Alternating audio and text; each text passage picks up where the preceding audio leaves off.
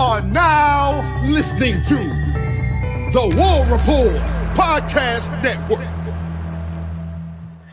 What is up, everybody? Welcome back to the College Loop Podcast, episode 252 of the College Loop Podcast. I am Larck on Twitter, here to talk to you today about yesterday's emphatic win over the Mexico Lobos. Auburn gets the dub 45-19 after a slow first half, able to turn it around and turn into a massive win that builds a lot of confidence for the Tigers and the fans as SEC Conference play starts next week versus Arkansas and War Eagle. Trevor, thanks for stopping in. So just getting started right away with this game. I mean, my initial thoughts for it, I thought Hank Brown looked very good.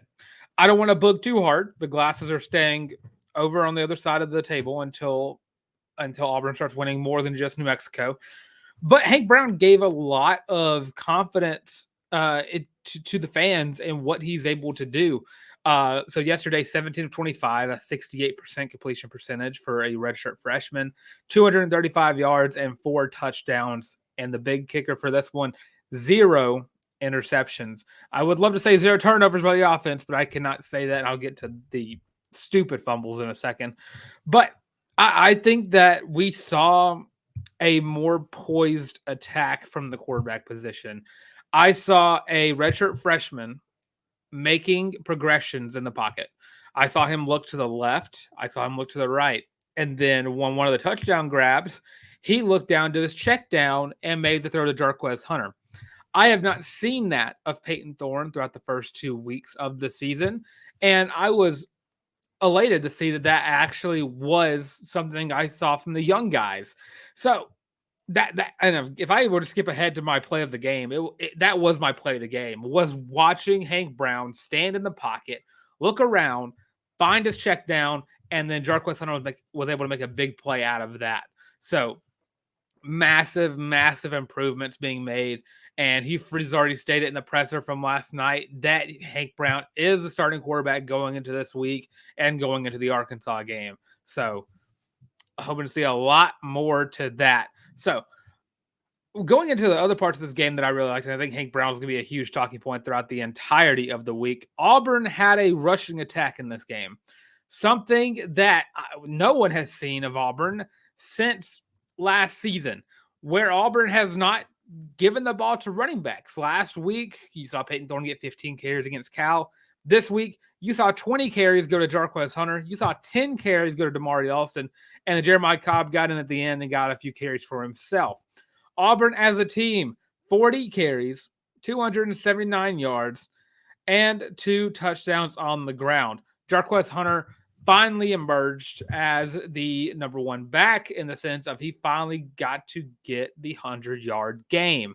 And with that, got 152. Now, Jarquez Hunter had some plays where he looked a little sluggish, but I can expect that from a guy who's getting 20 carries in a game. Damari Alston had made the most of all of his, averaging 8 yards a carry for Damari Alston, 7.6 for Jarquez Hunter. Auburn was able to do more with the run game because they were able to, call plays that helped out the run game. And Galatia, I completely agree with what you said here. Damari needs more touches. That dude has a different gear / explosiveness.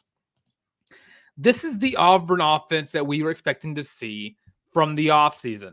Hugh Freeze said a lot over the course of the offseason that the run game was the best part of the team. And it was going to be the best part of this team. I did not see until last night throughout this entire season thus far. I know we're only 3 weeks in. But this was the first game of the season where Auburn actually showed off that they can run the ball. Damari Alston was explosive. His touchdown run was magical. Him high-stepping as he runs by 3 different New Mexico defensive players.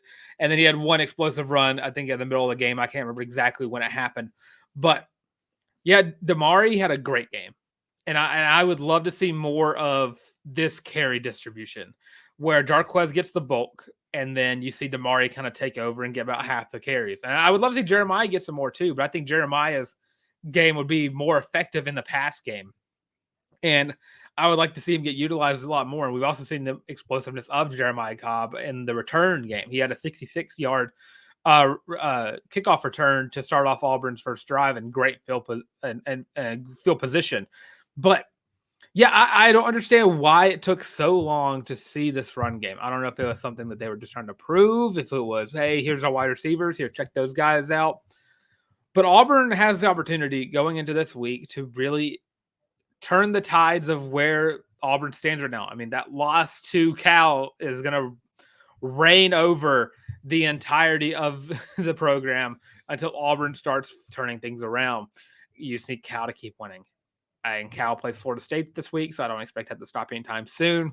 But some of the things that I would like this offense to work on, and I'll get to, I guess I'll keep going with the positives and I'll go to the negatives. But another positive I saw was the distribution of the ball in the passing game. I think four different receivers got a touchdown catch, and 10 different receivers got a catch in this game. And I'm going to make sure I do my math right here. Just I might be more. I think it was 11. 11 different receivers got a catch this game. Running backs, tight ends, all that. Or no, 10 got one. I'm counting the targets all. But 10 different receivers got a catch this game by a true freshman, or not a true freshman, but a redshirt freshman quarterback, which is very impressive. Auburn had a tendency over the past couple of weeks, or by a couple of weeks, I mean last week, to single out a target and keep making that throw. We saw Peyton Thorne last week where Cam Coleman had 6 targets on, I think, 2 catches, and Kendall Everett-Smith had about 5 targets on with 2 catches as well. But the guy who got the bulk of the targets this week was Camden Brown, who I'm going to get to and talk to him a lot, because I have been waiting on the Camden Brown emergence into a contributing member to this pass game for about 3 seasons now. I've expected it of him because he can do it. He is a talented wide receiver, and we saw it last night. 5 targets, 4 catches, 33 yards. Also got a touchdown, the first touchdown of the ball game for either team. But without Cam Coleman, who is going to be back against Arkansas, I think we really saw what Camden Brown can do for this team. He gives you that safety blanket if you don't have Cam Coleman. You can throw Camden Brown in there, and he can help you not have a drop-off in the talent between the two. Like Perry Thompson's behind Kendall Everett-Smith. We saw a massive grab for Perry Thompson. We should have saw 2, but he dropped it. And then some other players I'm going to talk about in a second when I get to the negatives of the game. But watching Camden Brown have a great game last night was something of beauty. It was awesome, especially from just a guy who I rarely see people talking negatively of. They really want Camden Brown to succeed. And I mean, you want everybody on your team to succeed, but Camden Brown has stuck around the longest, and glad to see that he's getting some love. And hopefully this is a trend throughout the remainder of the season that Camden Brown's going to get in a lot more. And another positive I have from this game, tight ends. And just one game, Rivaldo Fairweather was able to tie his catches on the season. Got 3 catches for 37 yards and a touchdown, as was first touchdown of the season.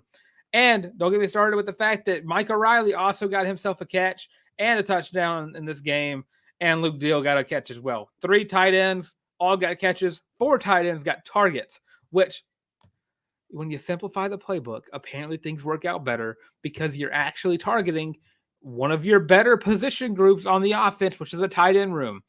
Every single tight end. The only guy who didn't get a target, I don't think, was Brendan Frazier, who gets like legitimate playing time. Auburn needs to start utilizing the tight ends a whole lot more going into the rest of the season because those tight ends, Valdo is one of the better receivers on the team. He can be utilized in so many different ways that I don't even know why it took this long for him to get a touchdown. And just him having 3 catches in this game and now having 6 catches on the season, use him a lot more. Arkansas kind of showed themselves a little bit whenever they played UAB and almost lost to UAB. Auburn's got to find their own rhythm. It looks like they have one with the pass game that we saw yesterday. They passed a lot more than I expected them to, but I'm not mad at what I saw. So to go through comments where I go to the negative parts of this offense. James Barnett, what's up, man? Cobb needs to be put at punt returner. Please let Keontae Scott experiment be over at punt returner. I'll get to punt returner in a second. Happy to see Camden doing well. Me too. Hank's ball placement is just different. His teammates said the same thing. I mean, that one pass to County Libbert Smith, the deep ball. I can't remember exactly how long it was, but it was just beautifully placed right in front of him. There was 2 defenders behind him, just beautifully placed right in his hands.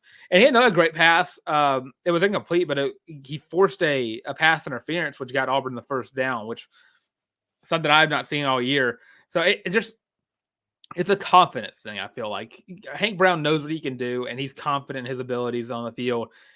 And your quarterback should be the most confident player on the field at any given time. Yesterday showed that was the case for the first time this season. But negatives on this offense that would have to go out and say it was a slow start. Very slow start. Halftime score was 17-13. Auburn scored 2 touchdowns in the first quarter. But some of this can be attributed to the defense, but I'll get to them in a second. I'm trying to find exactly where the time possession stats are, because Auburn only had the ball for 5 minutes less. Just the inability to get drives started was killer in this game. And Auburn had, let's see, 1, 2, 3, 4, 5, 6 drives in the first half. But the second half, they lit it up. And that's what I like, the fact of being a second half team, in the sense of if the game's close and then you turn it on in the second half and then run away with it. That's what I enjoy. But can't play first half like you played against New Mexico. First things first, quit putting the ball on the ground. This goes for, I'll give Damari some slack because it was raining, but Jarquez technically had 2 fumbles. So as soon as when Damari fumbled the ball, it was monsooning. Someone was gonna fumble the ball because of how hard the rain was coming down. But Jarquez's fumble might have been the stupidest fumble I've ever seen in my life. I saw Jarquez Hunter, Auburn's senior running back, the guy who I'm still hoping and praying will get his first 1,000-yard season of his career at Auburn. I saw him, instead of going out left and trying to get to the boundary, he turned inside into the safety, lowered his ball-carrying shoulder into the safety, and then the ball came out, which I don't know what really we expected to happen with that one. But, yeah, that was something that occurred in the game. But Auburn needs to finally get a game. Think about this going into next week. This is my Dylan's advice of the week. Don't turn over the ball against Arkansas. You don't want to make this a habit. Auburn has 2 or more turnovers in every single game they have played thus far, and we are 3 weeks into the year. Auburn had 2 fumbles against Alabama A&M, had 5 turnovers, 4 interceptions, and 1 fumble against Cal. And then you had the 2 offensive fumbles, 3 if you count the muff punt, which I'll get to in a second, talking about the special teams. 3 turnovers in this game. Technically, you had another fumble added to that as well, but you didn't turn over the ball because Jarquez picked it back up and got the first down with it. But regardless, hold on to the ball. Jarquez, hear me out. I will buy you a pair of gloves if you promise to wear them. I understand it looks cool whenever you're not wearing gloves, but they help with ball security. It helps a lot. So please wear gloves.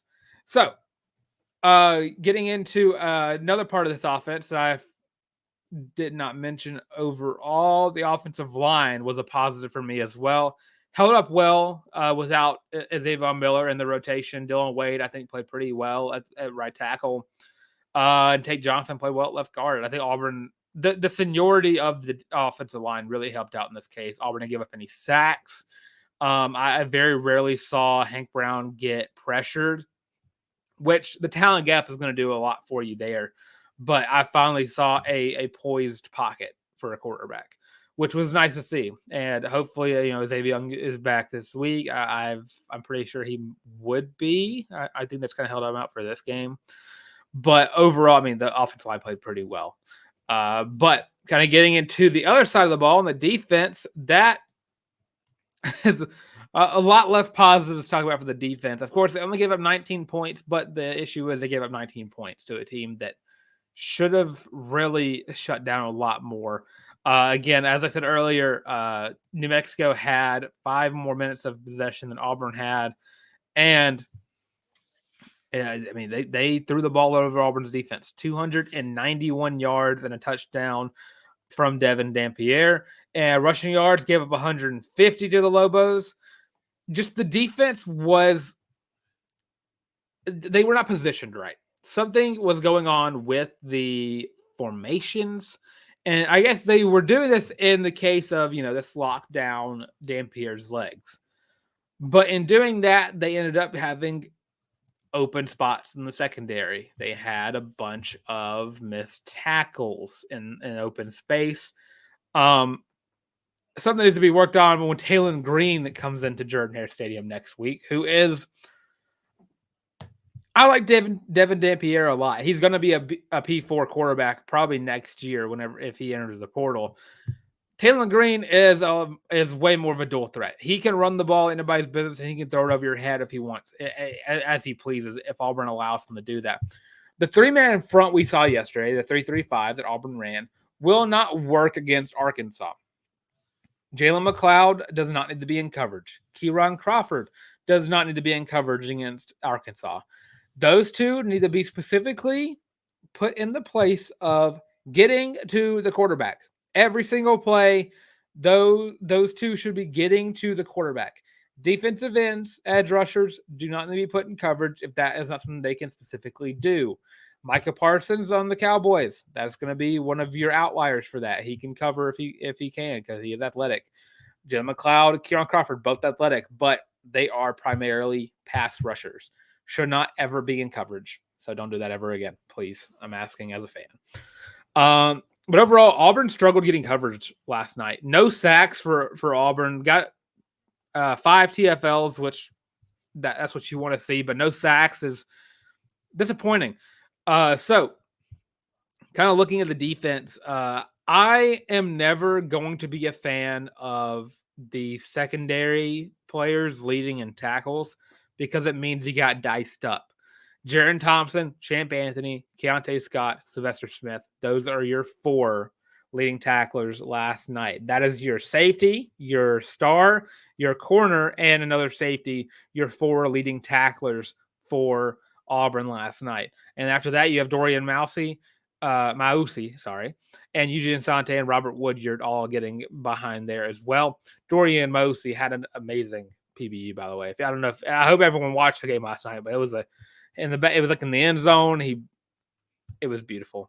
But yeah, you have to find a way to get pressure on the quarterback. Every single play, Auburn should be trying to get to the quarterback with the 4-man front that has worked out so well thus far. Keldrick Falk, I believe, only got 1 tackle in this game. Yeah, 1 tackle and a PBU that he was able to knock down a ball at the line of scrimmage. The 3-man front really did a number on Auburn's presence because of the fact that you kind of took Keldrick Falk out of the game yourself.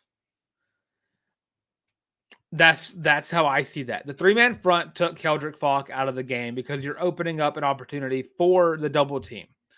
And then I saw moments where Isaiah Rakes and Philip Bleedy, and I believe it was either Trill Carter, I think, were like the 3 guys they put in there, or something along those lines. It was like 3 big dudes that were there to kind of lock down the dual threat quarterback, which isn't going to work out well. Able to roll out of the pocket and, of course, get the ball down the field, which is able to do at will with 300 passing yards.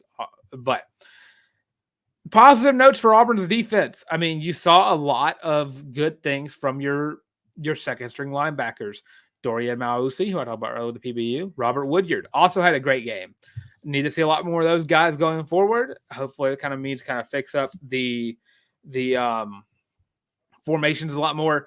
But you were able to finally get turnovers. Auburn had 2 interceptions in this game. Jaron Thompson made an absolute outstanding pick over the Mexico wide receiver. Just jumped right over him and pulled it out. It was awesome. It was a beautiful interception, and then Antonio Kite was able to take advantage of a bad throw. So you had that. Antonio Kite also had a little issue with giving up big plays himself. Auburn, you can really tell this game the Auburn secondary is the weakest part of this team, and your defense is only as good as your weakest position, which is the secondary. So Auburn is going to have some issues against the more pass-heavy teams in the SEC, i.e. the Georgia Bulldogs, the Missouri Tigers. Alabama is more pass-heavy this year than they were last year. And I'm trying to think of the other teams. I think Kentucky passes more now, but and Oklahoma.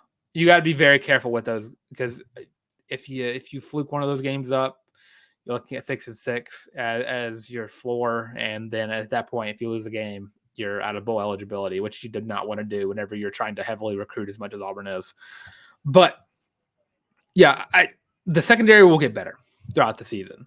I just saw a lot of Antonio Kite giving up a lot of plays, so much so that I was saying, there was a couple points where I talked about Antonio Kite being an Alabama plant put in here to kind of mess up the secondary, but he made some good plays. And the interception was a great break on his part.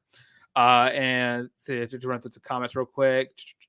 Let me see where it started off at. Galatian, second quarter was lax, but there was a monsoon. Yeah, and I completely agree. The monsoon did not help Auburn's case, which is why they fumbled the ball. Auburn should have scored more points in this game, not because they're just way better, but because the weather kind of took them out for a quarter. So yeah, I completely agree with that. Let's be real. Jarquez has always had an issue with coughing up the ball. He's had one this year, which I'm not too happy that is a trend thus far. I mean, I think he's had back-to-back games where he has fumbled the ball. 3 fumbles if you consider the fact that Wildcat snap would have been considered a fumble because he dropped the snap. So yeah, he just needs to wear gloves. That's when or just put sticky tack all on his forearms. Do something. Judge Barnett, I think Coach Free should open up the playbook for Hank. Obviously, he sees the field a lot better. I think that's going to be the plan. I'm eager to see what Hugh says tomorrow during the press conference, and I believe that one's going to be at 1. I was going to say that. So, because I got it wrong last week. I said it was like from 11 to 1. It was somewhere in that timetable, but I was like off because it was later. But yeah, I think that you're looking at going into the Arkansas game. You're looking at page 2, page 3 of the playbook. You're going to test the limits of what Hank knows going into this practice this week, because against SEC competition, and yes, it's Arkansas, but you have heavy hitters down the road. I think Arkansas kind of, again, as I said earlier, kind of showed themselves off a little bit and just how they look. I mean, Sam Pittman's not the hottest seat in the SEC anymore. That is reserved for Billy Napier, who I believe is going to get fired pretty soon. But yeah, I think you're looking at a more diverse playbook going into the Arkansas game. Galatian, playing a base 3-man front clearly did not work. It has never worked in my history of watching Auburn. The 3-man front always seems to give someone enough time to find a wide open receiver, and that's what we've seen thus far. That's what we saw last night. UAB put up 24 on Arkansas. I know our quarterback and team as a whole is better, just my opinion. I completely agree. There should never be a year where UAB can be argued to be more talented than Auburn is, or better in that sense. But yeah, I mean, again, I just think Arkansas just looked like I expected Arkansas to look this year. Jacob Zeno had an outstanding game against them, but another key factor of Arkansas is their run game, and UAB gave up a lot through the on the ground. 266 yards is what they gave up, and Taylor Green, he just kind of had a meh night in retrospect. So hopefully Auburn can expect more of that. But and he locked down Jaquindon Jackson. He's a dog. The weakest link, they will open it up more as Hank gets comfortable in the offense as the starter. Completely agree with that. And then I saw this down here with Tim Tolman Taylor. I don't know how to say it, but Hank needs the full package. Completely agree. Tim, what's up, man? I saw your intro over here a little bit ago. It said, don't blame Kite. This Galatian for the last TD. Should have been an OPI. Yeah, but there were some other plays where he kind of gave up some big plays down the field. It got to me a little bit. But I will say, going into just talking about the secondary a little bit more, I've been very unimpressed with Keontae Scott this year. I think that's something everyone can kind of agree with. Keontae Scott, Kyan Lee did not play last night because of a calf strain. So Kyan Lee was the only starting corner that still played corner. I saw he was supposed to start at safety, but I don't think he got moved back soon after that. Keontae just has not looked the part that we expected, and you kind of saw glimpses of it in the bowl game where he played outside corner, and you expected over a summer it would the game would kind of get back to him. But I wish there was a way to adequately put him back in the nickel spot and let him go back to what he will be recruited to the NFL as, or scouted to the NFL as, because Auburn's pass defense in the secondary is just so meh. It's just the best way I can say it. It just, I don't understand.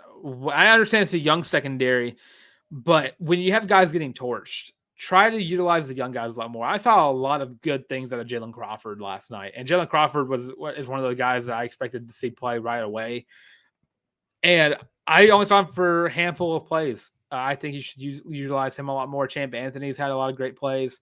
Jaron Thompson definitely has been the biggest X factor on this defense thus far into the season, or X factor into the secondary. But yeah, overall the defense just needs to get better, and that'll help with time. These 3 games to start the year should be getting them ready for SEC play, and hopefully we can expect a lot better of a defensive presence against Arkansas and the rest of the SEC. Galatian says the 3-man front worked in 2019 versus LSU, but I think that was an anomaly. There we go. Words are hard. Any front would work with Derek Brown. Yeah, whenever Derek Brown, he requires you to put a 3-man team on him, or he will not, or he will get to the quarterback or get pressure or get TFLs, whichever of the which he wants to do that play. Which Derek Brown, his name does make me a little sad because I'm a Panthers fan, and that entire team just makes me very sad going into the season. So last thing I want to touch on before I get to my grades, my player of the games, and going into the rest of college football in week 3, special teams. Is where I'm going to get to the little Keontae Scott disappointment. Auburn has so many weapons on this team. I did not talk about this with the offense, but I probably should have. Malcolm Simmons has been criminally underused by this entire team on every single front. He had and he's been used a lot of special teams as the gunner guy on punts, and he's also the guy who goes to block punts as well. Keontae Scott has given up yet another muffed punt this year. I don't know if he gave up one. No, he had a muffed punt, but he recovered it against Alabama A&M. I am almost to the point where I want Auburn to quit putting a guy back there. Just don't do it anymore. Just let the punt happen. Just let it go. Just let the ball go. Wherever it goes, Auburn will start there. If it goes in the end zone, great. If it goes out of bounds at the 5, great. Don't care. Quit muffing the punts. It is something that I've grown so accustomed to seeing it that every time I see the punt go up in the air and I see an Auburn Tiger back there, I'm expecting it to be dropped. I think that as great as Malcolm Simmons has been as trying to block punts, and I mean, he's already blocked one and returned it for a touchdown this year, or he didn't really return it, but he grabbed it in the end zone. Malcolm Simmons needs to be utilized in every single facet of the game. I'm almost to the point where I think Malcolm Simmons should be playing cornerback as well. He had only got one target, and I believe one said it was a jet touch pass that he took for 11 yards, which, you know, averaging 11 yards a touch in a game. Or no, he didn't get that. No, that was the last game. Sorry. He got 5 yards in this one, but he got a first down, if I'm not mistaken. He probably should have been a touchdown on that one. But it's kind of watching him play, and you see him. He had a great. I believe he did have a punt return, if I'm not mistaken, or a kick return. One of the two. He had a kick return. He had a 37-yard kick return. Every time Malcolm Simmons touches the ball, something amazing happens. He is so athletic. He is such a freak of nature, as his Instagram handle says, I don't know why he does not get utilized any more than he does. He needs to be in this offensive rotation right away. He needs to be the sixth man for the wide receiver room. He needs to be that next guy in right away. I would even say Robert Lewis has been a great part of this room thus far. He's made the plays that he needs to. Malcolm Simmons has, in my opinion, earned the spot to be the starting slot receiver.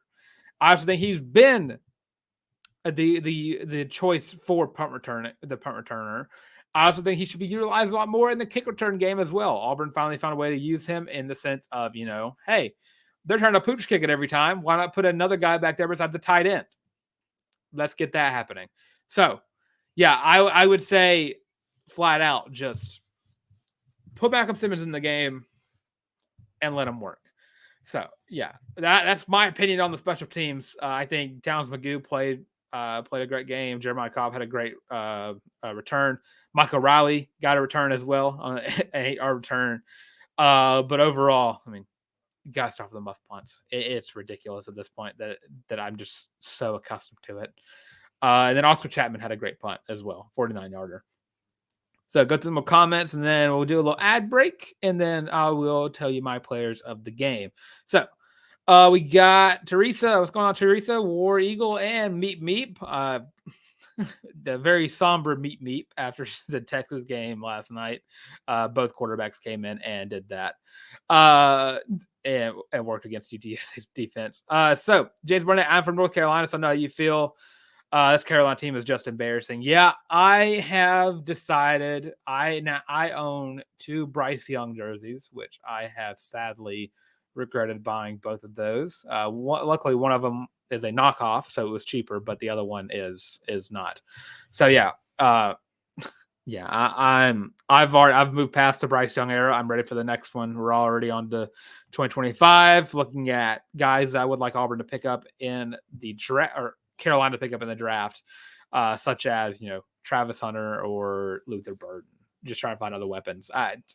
I'm so done with Bryce Young at this point. He's not getting any better.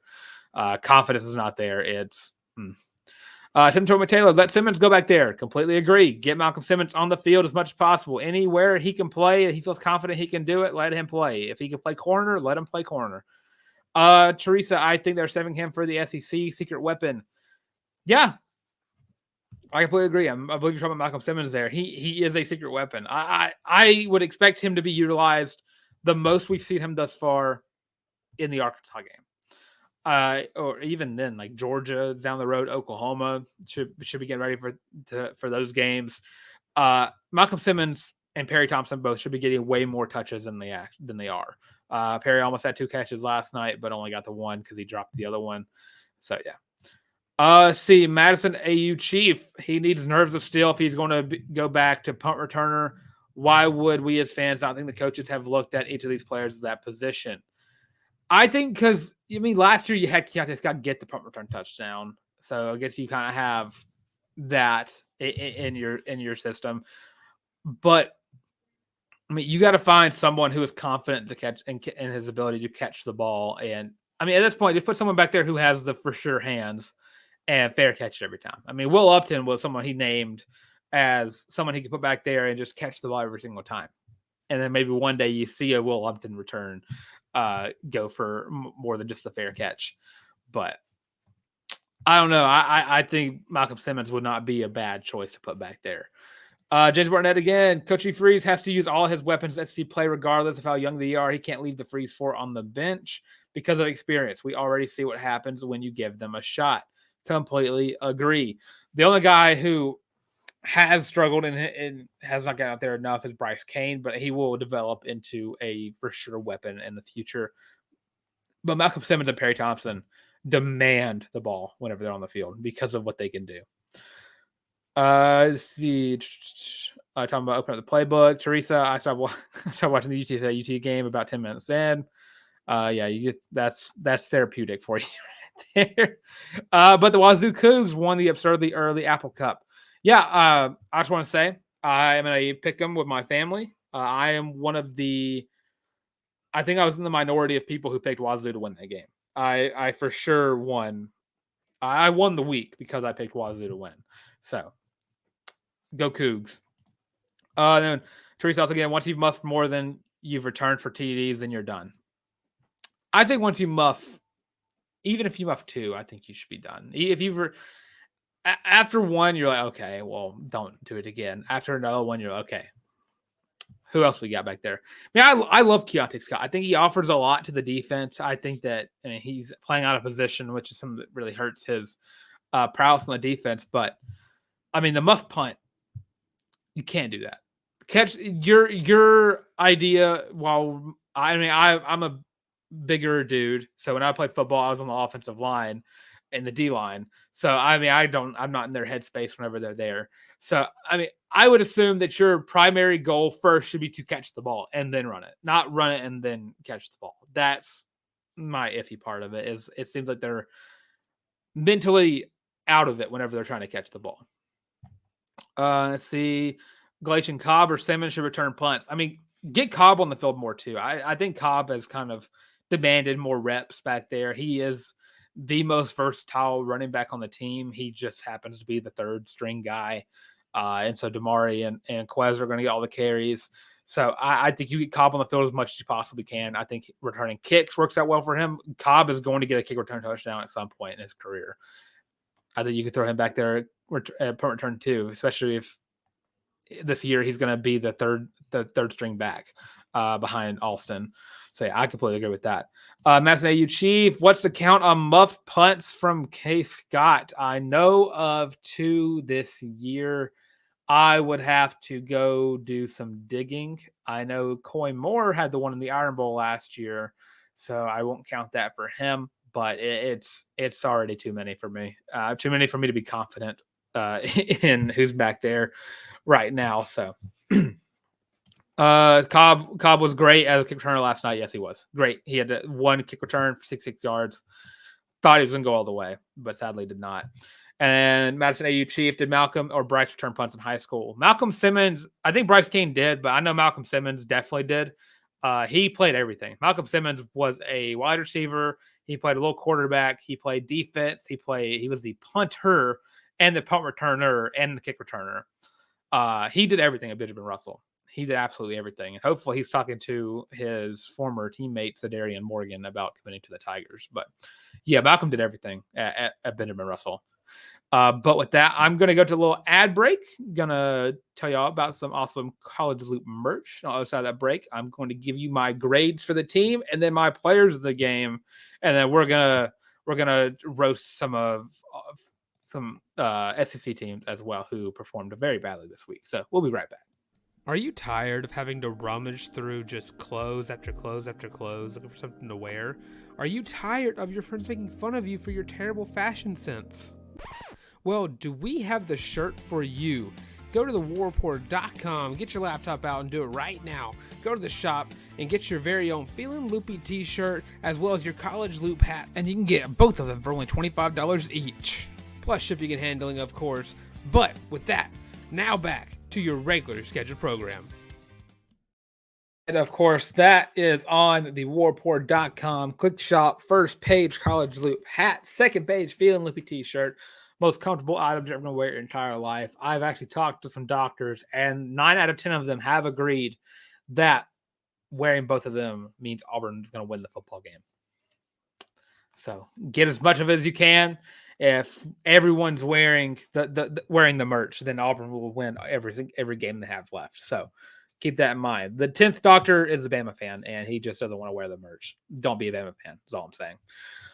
So yeah, going into my grades for the week, offense is going to get a B+ from me. The fumbles kept them out of the A. And the turnovers was too bad. At the most I could say is an A-, but B+. Pass game looked great. Running game finally happened, but the fumbles can't happen, especially at SEC play. Auburn's giving away the ball too much already this season. Need to find a game where you don't give up any. So defense is going to get a nice little C for me this year, or this game. Yeah, they gave up a lot. Stopped them enforced turnovers, which was a great thing to see, and started finally getting some pressure later on. But you don't get higher than a C for only one half of good defense. It's back-to-back weeks where you saw bad defense up front in the first half, and then the defense stepped up in the second half. Definitely need to turn that around. Start playing 2 halves of defense instead of just one. So keep that in mind. Special teams, I don't really have a grade for them because I think everything played well except for the Keontae Scott muff punt.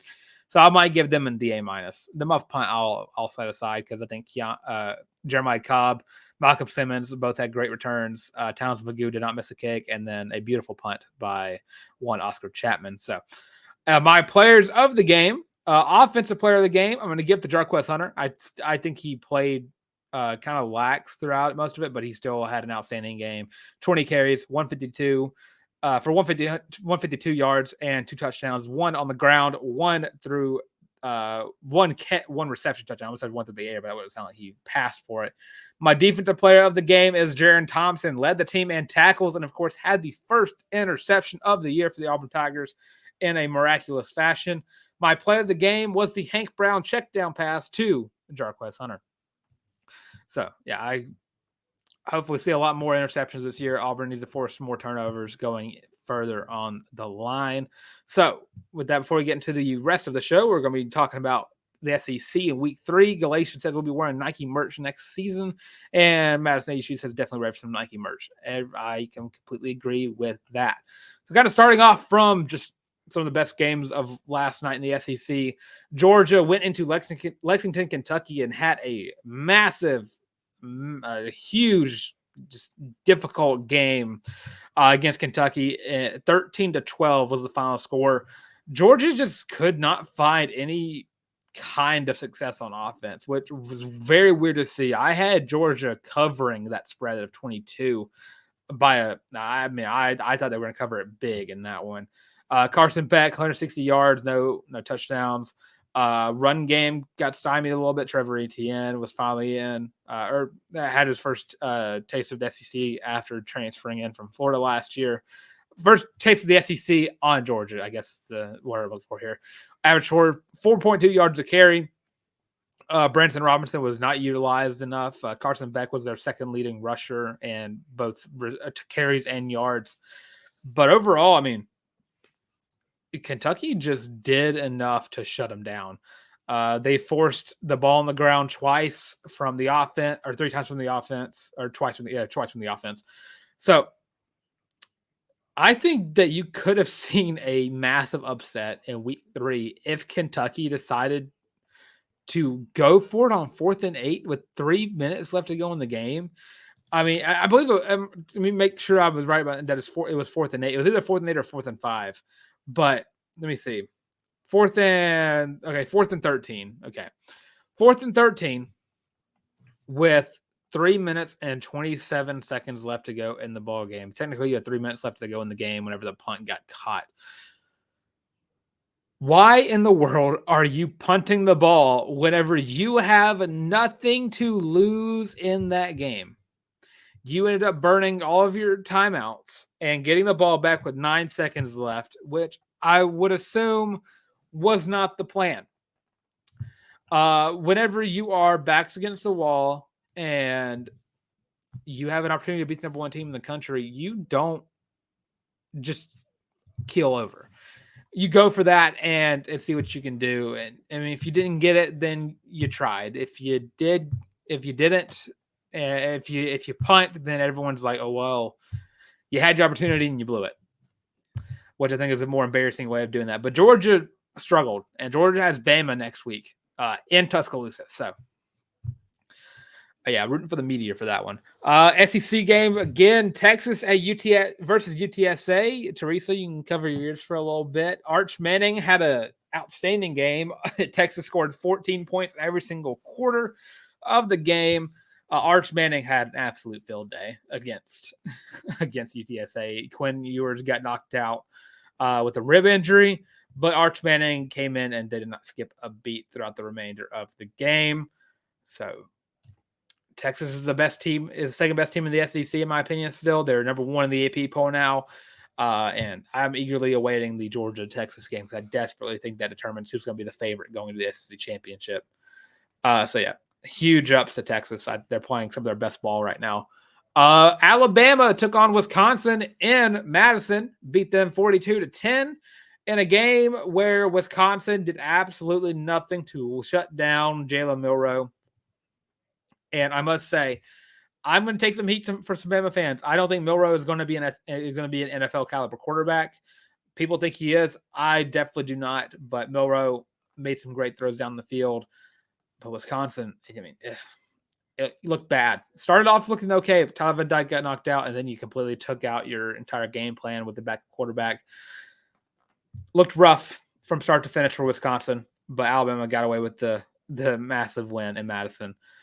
Ole Miss and Wake Forest played against each other in a game that was not close at all. 40-6 was the final score.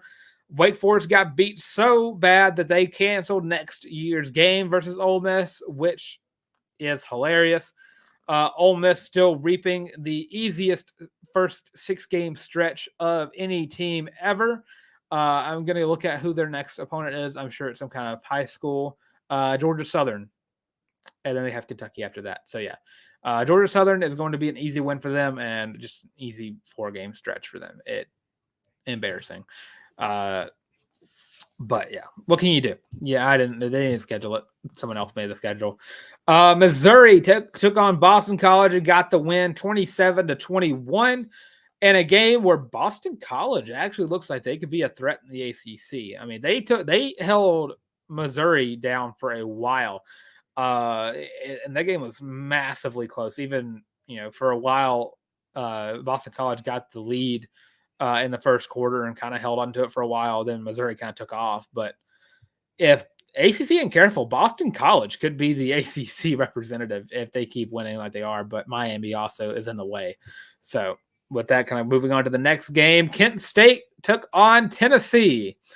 And holy crap, Tennessee does not care about whoever they play. This is another week where Tennessee has scored 50+. They've scored, so let me go through Tennessee's scores throughout the year. 69, 51, and 71. Yeah, they do not care. They play Oklahoma this week. So excited for that game. Definitely going to be one of our pick'ems for the week. But absolutely annihilation going on in Knoxville. They kicked an onside kick up by 30, which was absolutely insane.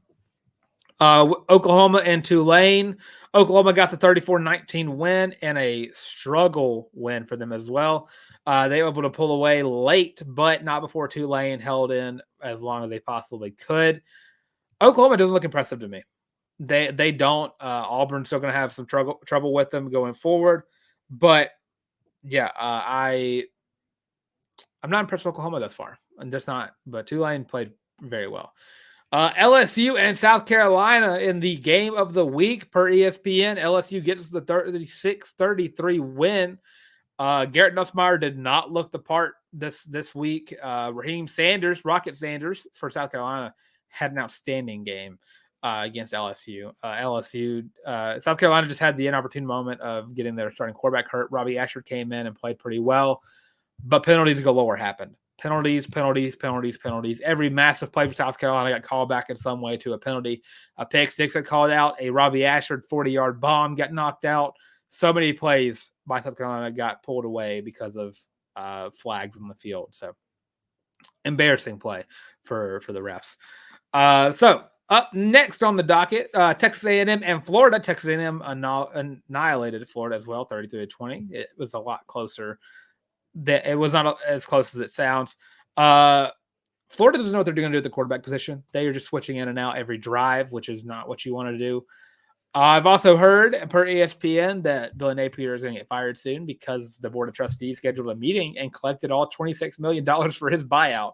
So they are wanting him out of Gainesville in a hurry, which not surprised by that at all. So, yeah. Talked about the Arkansas game already. Arkansas was able to run the ball extremely well. They only passed the ball to 3 different receivers, but got the 10-point win over the UAB Blazers. Georgia State took on Vanderbilt and beat them off a game-winning touchdown as the time expired.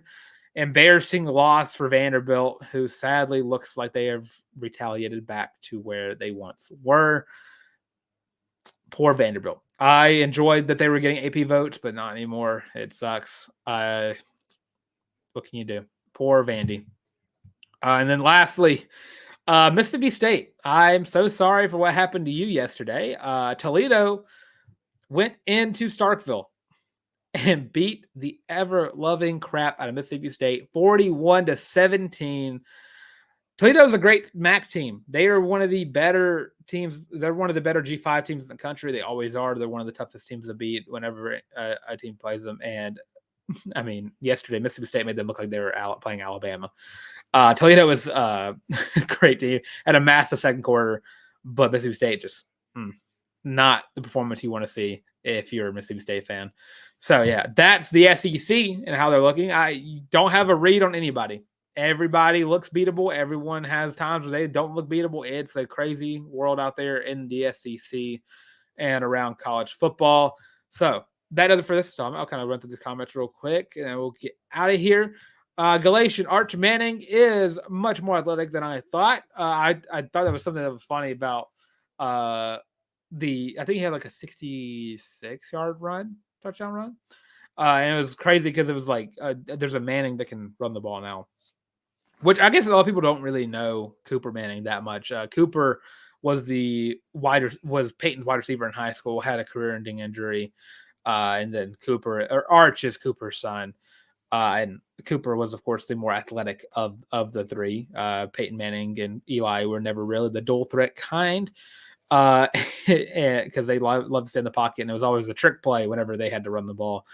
But ultimately, Arch Manning he's shown off that he's going to be a really good quarterback for Texas, and hopefully Quinn is back for Texas. But I guess you didn't really see a difference in how good they played with Arch, so I think it works out very well for them. But yeah, Arch is I didn't even know he had wheels like that, which is crazy.